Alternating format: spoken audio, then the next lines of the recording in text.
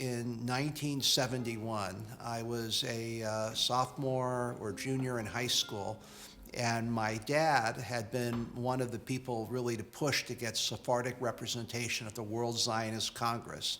And I went with him, and it was an incredible experience. I mean, we met Ben Gurion, Golda Meir. It was a very political time with the Black Panther movement in Israel. I think that was one of the first times that I was really exposed to, some of these Sephardic Ashkenazi political issues. And I remember also during my first year of college at Stanford, that Thanksgiving was the first Sephardic convention in Atlanta that I went on. And I was very involved. I became editor of the paper. I mean, I consider myself, an American Jew, but I still think it's really important to preserve, the Sephardic part of it, because it's not only a rich past, but I think it has lessons for the future.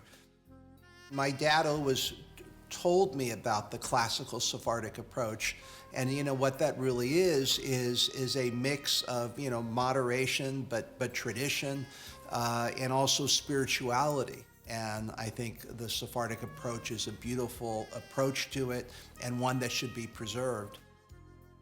Paulette and I met in 1977, and when I graduated college, I actually was asked to be the madrik of a West Coast AZYF group that went to Israel.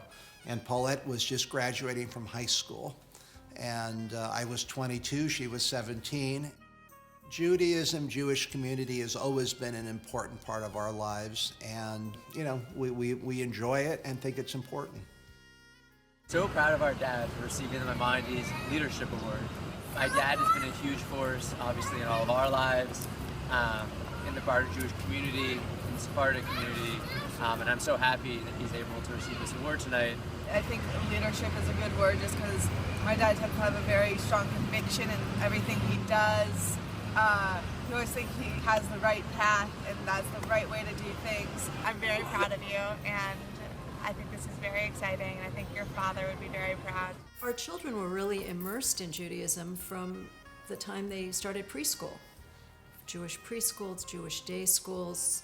One of our daughters went all the way through Jewish high school. They all went to Jewish camp. They all, whether it was March of the Living or through Ramah Seminar, they all traveled through Poland and got the concentration camp exposure to what had happened in the Holocaust, as well as, being very comfortable in Israel. They've really sort of soaked up, I think, the best of all worlds. They're very much American Jews, and they're proud of both sides. And that's why Sephardic philosophy can't be only for Sephardim, it's really for everybody. My hope and dream for the SEC is that we continue to add to our programs, continue to add to our organization, and that we can fully utilize the three beautiful buildings, and that we can teach, as I said, diaspora Jews, Israeli Jews, and expose them and teach them to different aspects of this classical Sephardic philosophy, which is Maimonides, is Uziel, and some of the great rabbis from 100 years ago. And it really touches all aspects of life, and I just think it should be better exposed and understood. So much of who I am and my worldview has been shaped by my father. I mean, he had a very strong worldview, taught me tremendous lessons that I've tried to teach to my kids and incorporated in my life. Helping other people was a very important part. His love for Judaism and the Sephardic culture was a very important part. Obviously that contributes to, why I think it's important and why I want to continue it.